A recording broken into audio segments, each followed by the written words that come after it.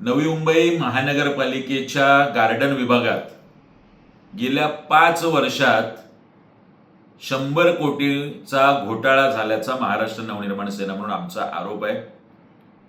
2024 मध्ये नवी मुंबई महानगरपालिकेच्या गार्डन विभागाने खेळणी व ओपन जिमच्या साहित्याच्या खरेदीमध्ये त्याचबरोबर दुरुस्तीमध्ये मोठा घोळ केला आहे. ही सगळी दुरुस्ती आणि खेळण्याची चढ्या दराने यांनी खरेदी केल्याचे आमच्याकडे सढळ असते पुरावे आहेत.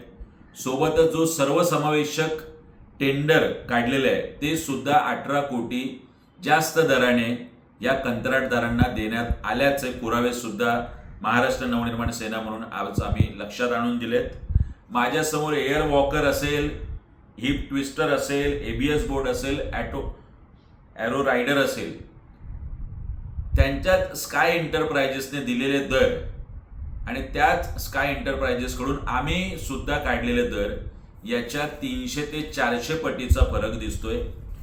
जे एअर वॉकर आम्हाला 24,000 पडते त्याच्यासाठी महापालिकेने 89,000 मोजलेत.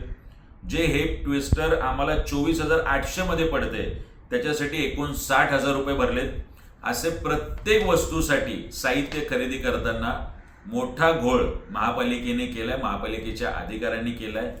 महाराष्ट्र नवनिर्माण सेना म्हणून आमची आयुक्तांकडे आणि सोबतच राज्य सरकारकडे विनंती आहे, याची निपक्ष चौकशी झाली पाहिजे, दोषींवर कडक कारवाई झाली पाहिजे आणि गार्डन विभागातल्या या घोटाळ्यासंदर्भात संपूर्ण 5 वर्षाची श्वेतपत्रिका राज्य सरकारने काढावी, तरच या दोषींवरती कारवाई होऊ शकेल आणि या घोटाळ्यासंदर्भात नवी मुंबईकरांमध्ये जागरूकता होऊ शकेल. ABP माझा, उघडा डोळे बघा नीट.